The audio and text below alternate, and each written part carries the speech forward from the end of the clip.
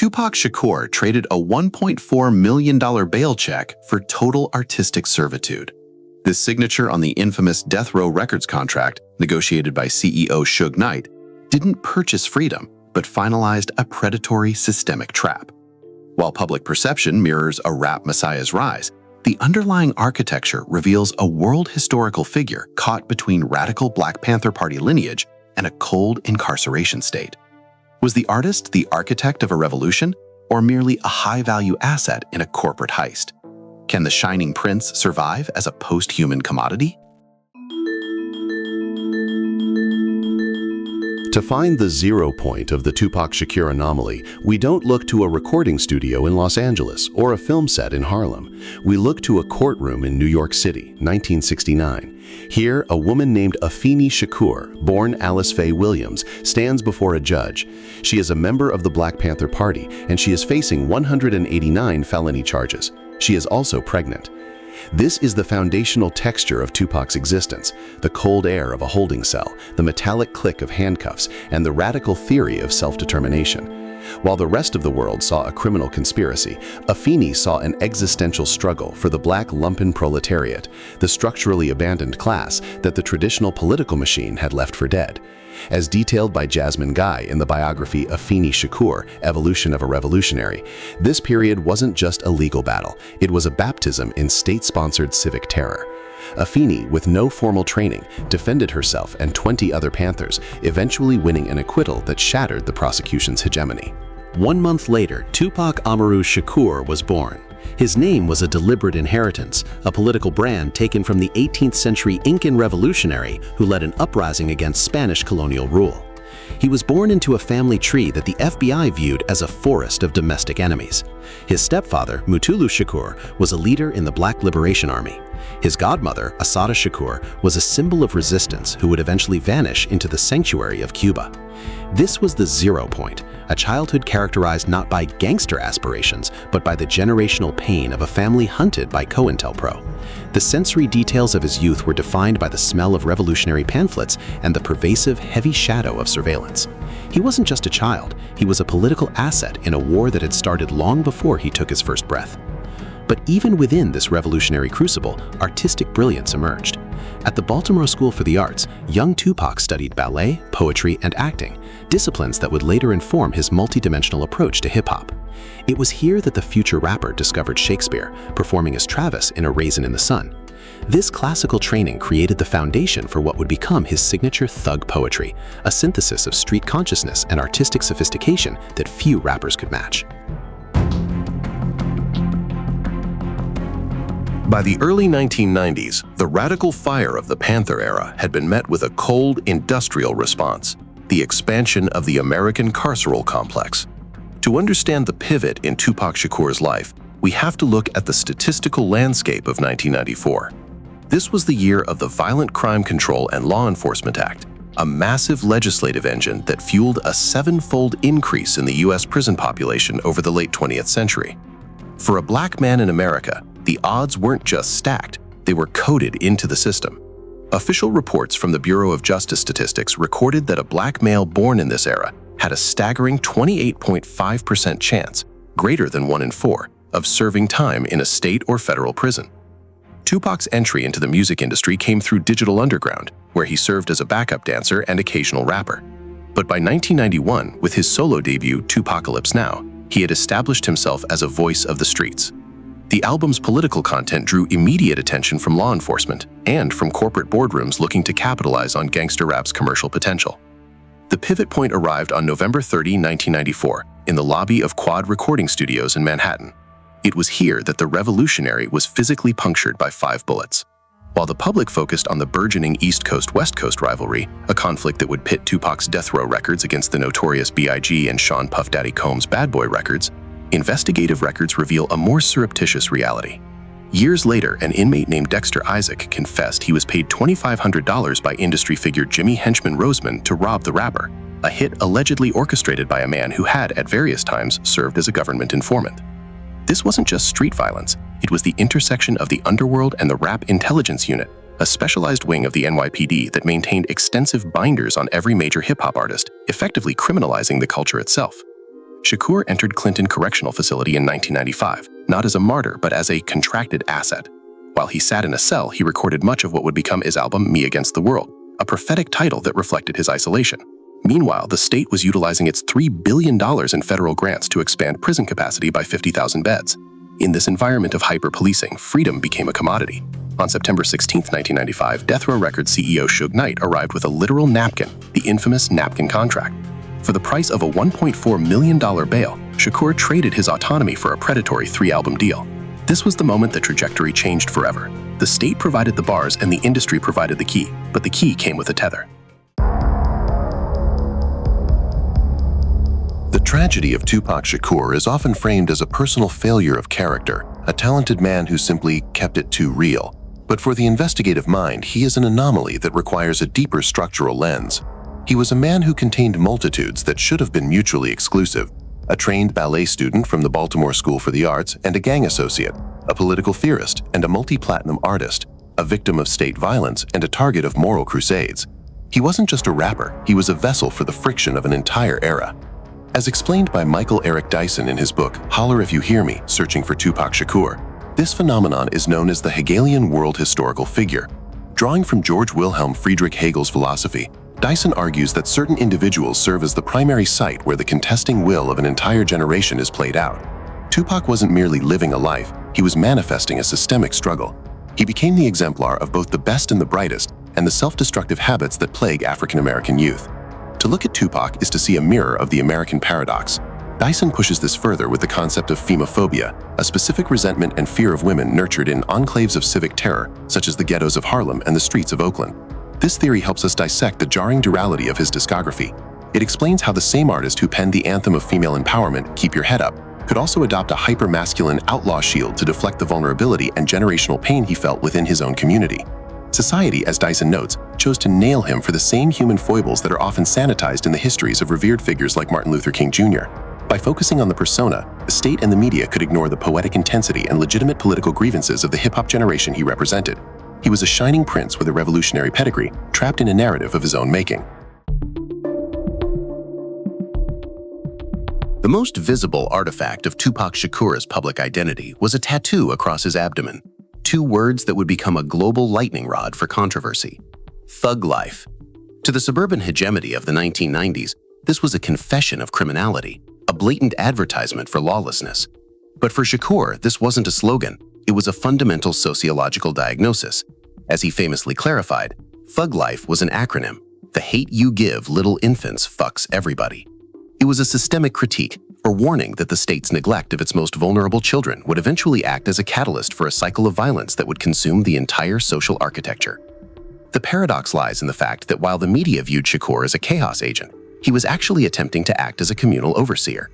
In April 1992, just days before the Los Angeles uprising transformed the city into a theater of war, Shakur was instrumental in the Truce Picnic in Watts.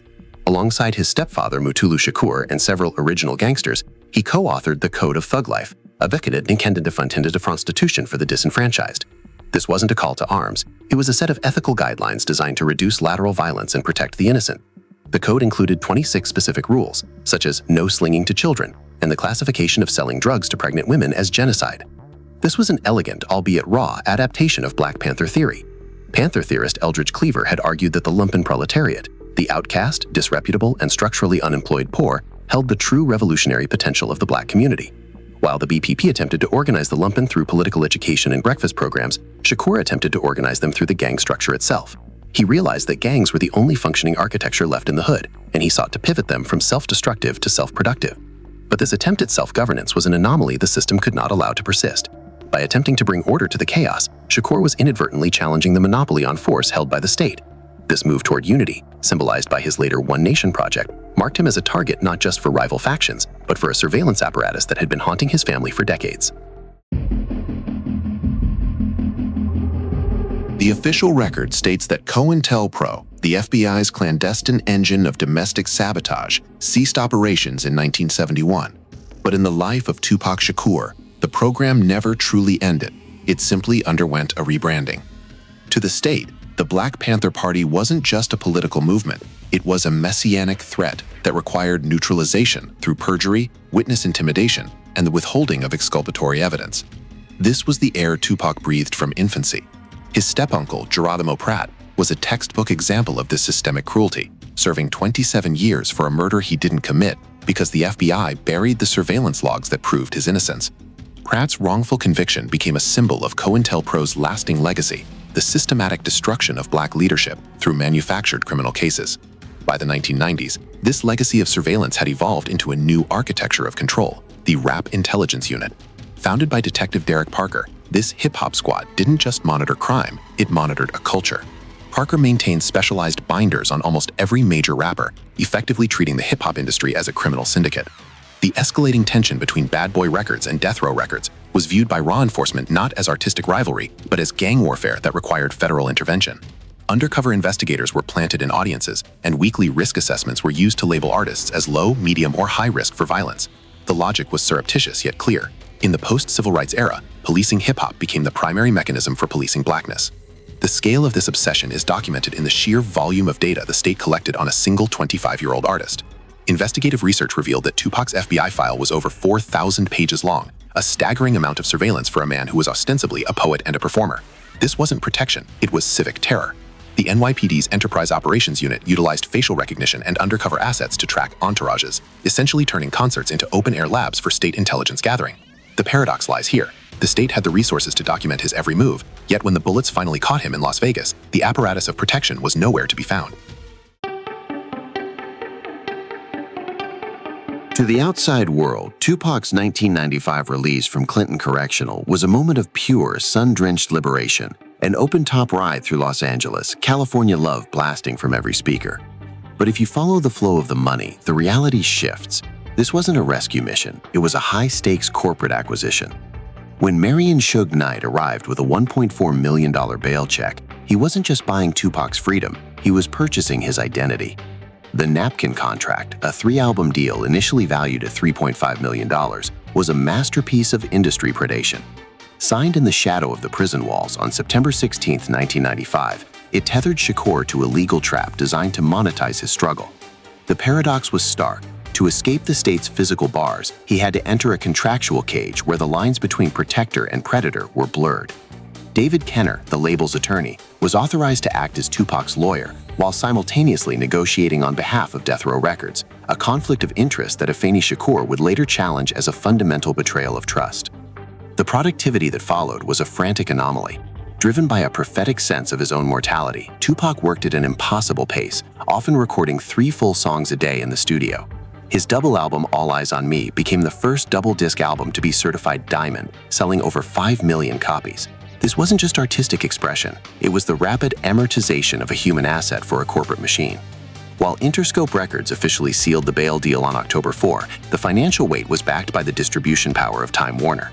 Every verse and ad-lib became a micro-fragment of capital, processed by a system that thrived on the gangster image while simultaneously divesting from its creators under political pressure. While law enforcement and corporate contracts tightened the physical and financial noose, a third front opened in the war for Tupac's soul. This was the front of morality, the social crucible where the politics of respectability met the outlaw reality of the 1990s. The catalyst for this collision was C. Dolores Tucker, a civil rights veteran and former Pennsylvania Secretary of State, who viewed gangster rap not as art, but as a systemic poison. Tucker's crusade was a fundamental challenge to the new hip-hop hegemony. She didn't just picket, she weaponized her status as a knowledge keeper, buying stock in Time Warner to disrupt shareholder meetings and forcing CEOs in $4,000 suits to read aloud the most visceral, pornographic lyrics from All Eyes on Me and other Death Row releases. To Tucker, Shakur's work was a mirage that corrupted the innocent and mocked the dignity the civil rights generation had bled to secure. The paradox, however, was that both Tucker and Shakur were products of the same structural neglect. They were simply speaking different languages of survival. This conflict highlighted what scholars identify as the mother attack, a sociological phenomenon where the failures of the state are projected onto black mothers, blaming them for the perceived inadequate kinship and lack of progress of their sons. Tucker, acting as a self-appointed moral guardian, filed a $10 million lawsuit against Shakur's estate, claiming his lyrics in How Do You Want It caused her intentional infliction of emotional distress and, in a bizarre legal twist, damaged her personal intimacy with her husband. While the courts eventually granted summary judgment to the estate, ruling that the lyrics were not capable of defamatory meaning, the pressure was an anomaly the corporate world could not ignore. The result was a seismic shift in the architecture of the industry. Under the heat of Tucker's crusade and the political broadsides of figures like Bob Dole, Time Warner eventually divested its 50% stake in Interscope Records. It was a clear signal. Corporate loyalty to black artistic expression ended exactly where the threat to the stock price began. September 7, 1996, Las Vegas, Nevada. After attending the Mike Tyson-Bruce Seldon fight at the MGM Grand, Tupac Shakur and Suge Knight were driving to a Death Row Records after-party when their BMW was riddled with bullets at the intersection of Flamingo Road and Covell Lane. The shooting represented the violent culmination of the East Coast-West Coast rivalry that had been brewing since the Quad Studios incident, with tensions escalating between Tupac's Death Row camp and the Notorious B.I.G.'s Bad Boy Records faction. The Las Vegas Metropolitan Police investigation would become a case study in institutional failure. Despite having extensive surveillance from the Rap Intelligence Unit and detailed knowledge of the ongoing conflict between Death Row and Bad Boy Records, law enforcement was unable or unwilling to provide protection for one of the most watched figures in American music. The same surveillance apparatus that had generated 4,000 pages of FBI files suddenly went blind when it mattered most. 6 days later, on September 13, 1996, Tupac Shakur was pronounced dead at University Medical Center in Las Vegas. He was 25 years old. The timing was cruelly ironic. He died just as All Eyes on Me was dominating the charts, proving that his artistic vision could achieve massive commercial success without compromising his political message. The system had finally silenced the voice that had dared to organize the lumpen proletariat and challenge the monopoly on social control. On April 15, 2012, at the Coachella Valley Music and Arts Festival, the systemic commodification of Tupac Shakur reached its final post-human stage. 16 years after his death in Las Vegas, a flickering three-dimensional anomaly appeared on stage alongside Snoop Dogg. To the crowd, it was a miracle, a digital sorcery that allowed them to participate in a participation mystique. But to the investigative eye, this wasn't a resurrection, it was the ultimate mirage of late-stage capitalism. This was the hologram, a complex feat of architecture produced by Digital Domain, a company known for cinematic illusions. It didn't just project an image, it utilized social nuances, his specific hand gestures, his iconic tattoos, and the precise inflections of his voice to create a surprisingly realistic simulation. The most jarring moment came when the simulation interpolated the audience, shouting, "What the fuck is up, Coachella?" a programmed script designed to elicit a church revival response from a crowd that had forgotten the party had ended for the real Tupac long ago. The paradox of the hologram lies in its realism. It represents what theorists call the amortization of identity. In finance, amortization refers to the gradual repayment of a debt. Here, it takes on its root meaning, mort, the killing off of a subject's vitality to serve the corporate purchaser. This transition marks a fundamental shift. The industry has figured out how to bypass the limitations of death, continuing to extract profit from a post-body that no longer has a voice to dissent. By transforming a revolutionary political figure into an informatic microfragment, the industry effectively sanitized the threat he once posed. The living Shakur was a catalyst for social unrest and a critic of the white hegemony. The holographic Shakur is a controllable asset, a virtual continuum designed for a mass media afterlife that poses no danger to the status quo. It is the final irony of the Shakur legacy. The man who fought for self-determination has had his very likeness drafted into a permanent digital servitude. The investigation into the life and legacy of Tupac Shakur reveals a figure caught in a Hegelian trap, a man who represented the highest aspirations of his community while being bound by the most destructive elements of his environment. His revolutionary lineage provided the intellectual tools for resistance, but the music industry and law enforcement acted as a combined force of civic terror and economic extraction. The code of thug life remains a testament to his attempt to bridge these worlds, offering a pragmatic ethics for the lumpen when the state refused to provide justice. From his earliest days studying at the Baltimore School for the Arts to his final recordings for All Eyes on Me, Shakur demonstrated that artistic excellence and political consciousness could coexist. His conflict with the Notorious B.I.G. and Bad Boy Records became a symbol of how the industry manufactured rivalry to obscure the real enemy, a system that profited from Black Death and criminalized Black creativity. Ultimately, Shakur's significance lies in his refusal to be a quitter or to succumb to the mother attack that sought to diminish his upbringing. He lived with a sense of urgency because he understood the precarious nature of Black life under the gaze of the state. Whether through his music, his activism, or his posthumous digital presence, Shakur continues to spark the brain that will change the world, a goal he achieved not despite the dichotomy of his existence, but because of it. His story is an object lesson in how capitalist states resort to extreme brutality and commercial absorption when threatened by the unification of the marginalized. As we look at the flickering lights of the Coachella stage or the 4,000 pages of his FBI file, we must ask ourselves, what are we actually searching for?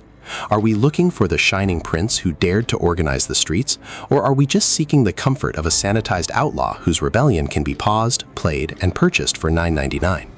The tragedy of Tupac Shakur isn't just that he died at 25 in Las Vegas. It's that the system he fought against found a way to make him more profitable in death than he ever was in life.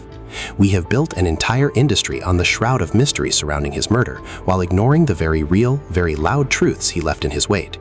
If the hologram can ask us, "Who said I'm dead?" perhaps the real question is whether we were ever truly listening to the living man in the first place.